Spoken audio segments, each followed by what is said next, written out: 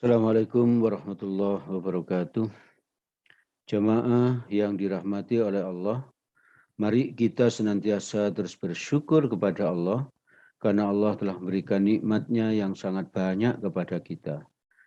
Dua macam nikmat yang menurut Nabi manusia sering lalai untuk mensyukurinya, yaitu nikmat sehat dan nikmat waktu luang. Alhamdulillah Allah telah mengkaruniai kita kedua macam nikmat itu, dan sekaligus Allah menolong kita untuk bisa mensyukurinya, yaitu dengan cara memanfaatkan kedua nikmat itu untuk hadir ke majelis ilmu ini. Semoga Allah terus menolong kita agar kita menjadi hambanya yang istiqomah taat kepadanya, istiqomah bersyukur kepadanya, hingga kelak kita dicabut nyawa. Semoga dalam keadaan husnul khotimah. Amin. Ibu bapak, saudara-saudara yang dirahmati oleh Allah, kali ini kita akan membahas tentang amalan soleh di sekitar waktu subuh. Di dalam hadis riwayat Ibnu Majah, nomor 1202, Nabi Muhammad SAW berdialog dengan kedua sahabat utamanya, yaitu Abu Bakar As-Siddiq radhiyallahu an dan Umar bin Khattab radhiyallahu an. Rasulullah bertanya kepada Abu Bakar, "Wahai Abu Bakar, kapan engkau biasa sholat witir?" Maka Abu Bakar menjawab, "Di awal waktu malam setelah sholat Isya, wahai Rasulullah." Lalu Rasulullah bertanya hal yang sama kepada Umar bin Khattab. Yang dijawab oleh Umar, "Di akhir waktu malam, wahai Rasulullah." Mendengar jawaban dari kedua sahabatnya itu, Rasulullah SAW bersabda, "Adapun Abu Bakar, engkau telah mengambil langkah kehati-hatian. Dan Umar, engkau telah melakukannya dengan kekuatan." Ini menunjukkan bahwa betapa Nabi itu sangat sopan santun, tidak pernah mencela seseorang. Abu Bakar yang melakukan witir di awal malam dipuji oleh Nabi sebagai suatu langkah kehati-hatian. Dan Umar yang melakukannya di akhir malam dipuji oleh Nabi merupakan sebuah kekuatan. Sangat kuat. Karena apa? Karena selalu bangun di waktu malam sebelum subuh. Dan yang paling penting bagi kita yaitu bahwa sholat witir ini selalu dilakukan oleh Nabi dan selalu dilakukan oleh para sahabat. Oleh karena itu, mari kita berusaha untuk bisa istiqomah, bisa sholat witir setiap malam. Jadi ibu bapak, saudara-saudara yang dirahmati oleh Allah, amalan sekitar subuh yang pertama adalah sholat witir. Dalilnya seperti yang ada di hadis riwayat Muslim dari Jabir radhiyallahu an, Nabi bersabda, "Man khafa alla yakuma min akhiril laili falyutir awwalahu wa man tami'a ayyakuma akhirahu falyutir akhiral lail fa inna salata akhiril laili masyhudatun wa dzalika afdalun." Barang siapa yang khawatir tidak akan sanggup bangun pada akhir malam, hendaknya ia berwitir pada permulaan malam. Dan barang siapa yang merasa sanggup bangun akhir malam, hendaknya ia berwitir pada akhir malam itu. Sebab mengerjakan sholat pada akhir malam itu disaksikan malaikat. Yang demikian itu lebih utama. Ibu bapak, saudara-saudara yang dirahmati oleh Allah, Nabi menganjurkan kita sholat witir. Kalau kita khawatir tidak bisa bangun, kita lakukan di awal malam. Tapi kalau kita yakin bisa bangun, disuruh Nabi untuk mengerjakan witir di akhir malam. Itu kesimpulannya bahwa sholat witir itu sangat dianjurkan untuk diamalkan, untuk dilakukan setiap malam. Memang sholat witir ini bukan sholat wajib, tapi dari anjuran Nabi ini kita dianjurkan untuk sholat di awal malam atau di akhir malam. Itu menunjukkan betapa pentingnya sholat witir dan sangat dianjurkan oleh Nabi. Oleh karena itu, Ibu Bapak, sekali lagi mari kita berusaha agar bisa sholat witir. Sholat witir itu 1 rakaat atau 3 rakaat. Jadi maksimal 3 rakaat. Kalau 3 rakaat berarti 1 kali salam. Atau ada juga yang 2 kali salam. 2 rakaat dulu atau ditambah 1 rakaat. Atau kalau kita ingin melakukan ini kehati-hatian, maka kita bisa meniru Abu Bakar di awal malam setelah sholat Isya kita sholat witir 1 rakaat. Dan apabila nanti kita bangun sebelum subuh, kita lengkapi witir menjadi 3 rakaat, ditambahi 2 rakaat. Sehingga lengkap jadi 3 rakaat. Itu kita berarti sudah melaksanakan amalan dari kedua sahabat itu. Yaitu kita berhati-hati dan apabila kita bangun, kita melakukan sholat witir di akhir malam seperti yang dilakukan Umar bin Khattab. Ibu Bapak, saudara-saudara yang dirahmati oleh Allah, amalan sekitar subuh yang kedua yaitu bertaubat, minta ampun kepada Allah, beristighfar. Di Quran surat 51, surat Az-Zariyat ayat 18, Allah berfirman, A'udzu billahi minasyaitonir rajim wa bil asharihum yastaghfirun. Dan selalu memohon ampunan di waktu pagi sebelum fajar. Jadi ini merupakan ayat tentang orang-orang yang beriman. Ciri-ciri orang beriman itu salah satunya adalah mereka memohon ampun kepada Allah di waktu pagi sebelum fajar. Oleh karena itu, mari kita berusaha setiap pagi sebelum fajar kita minta ampun kepada Allah. Kita bertaubat kepada Allah atas dosa-dosa yang pernah kita lakukan. Kita mulai dari sekarang untuk minta ampun itu, untuk bertaubat itu. Jangan menunggu kita sudah tua. Jangan menunggu bulan Ramadan. Kita lakukan sekarang dan setiap malam menjelang sholat subuh sebelum fajar.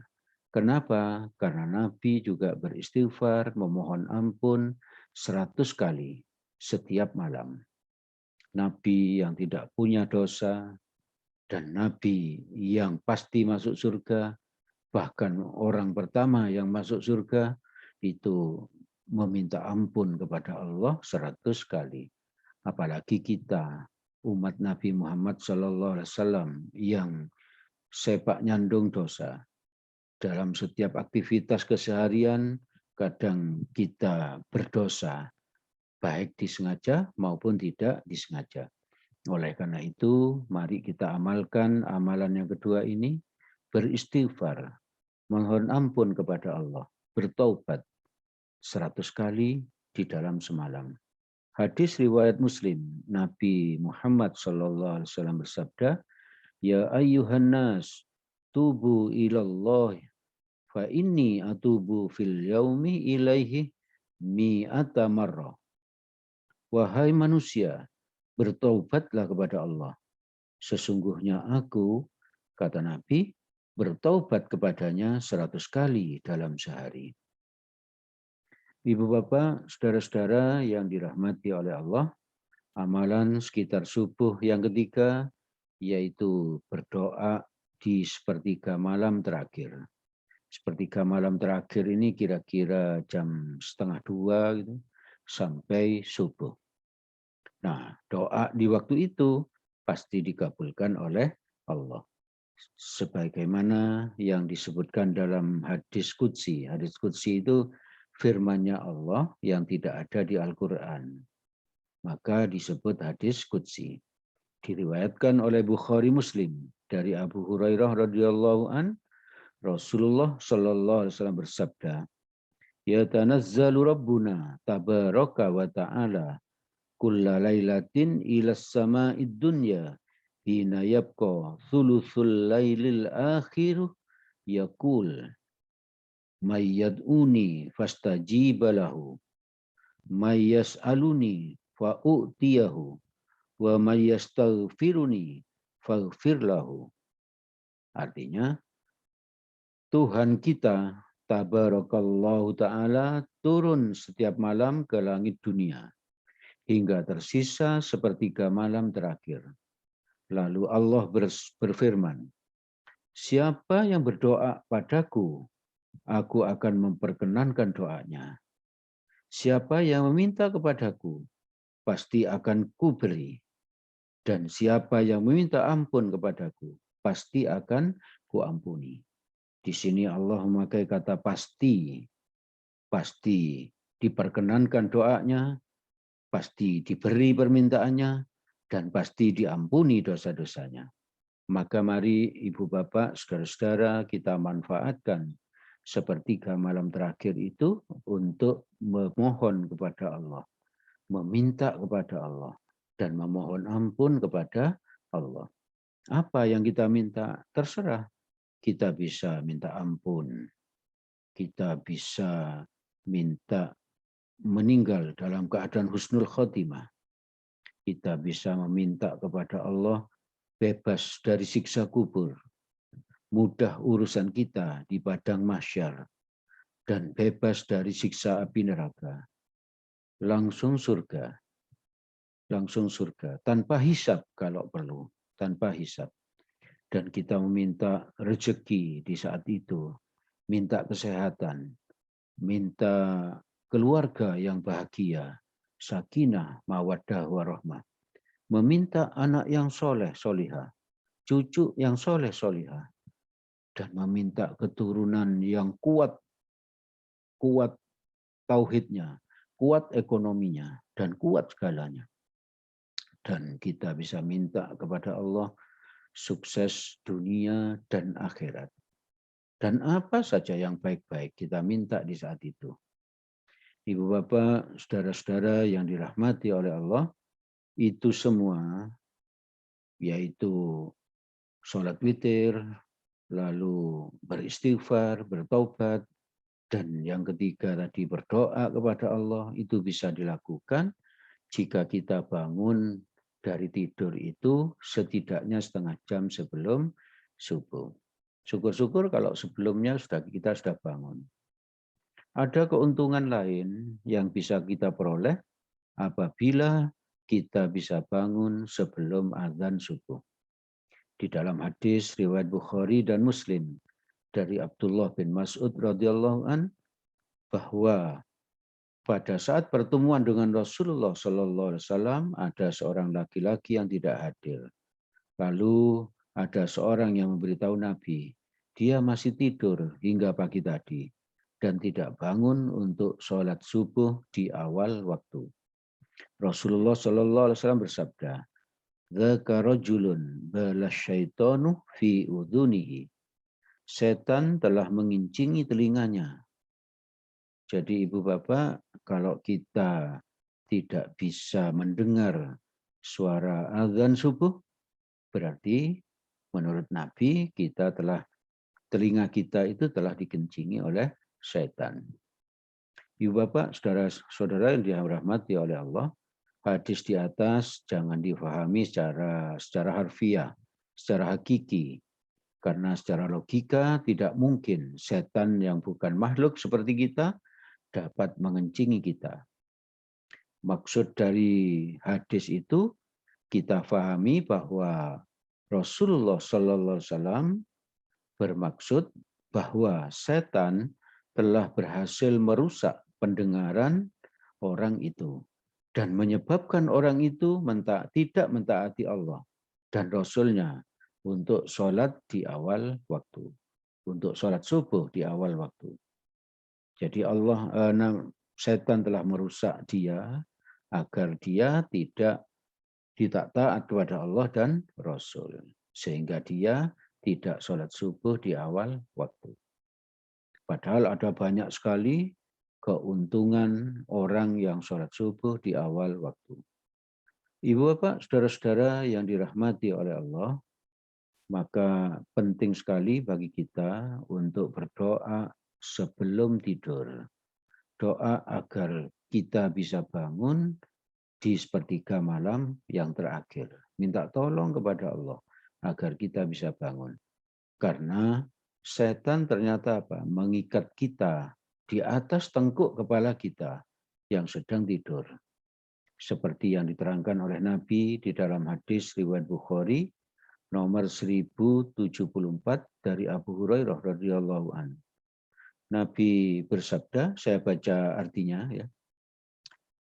Setan mengikat manusia 3 kali ikatan di atas tengkuk kepalanya ketika dia sedang tidur. Setan mengencangkan ikatan tersebut sambil berkata, malam masih panjang, maka tidurlah.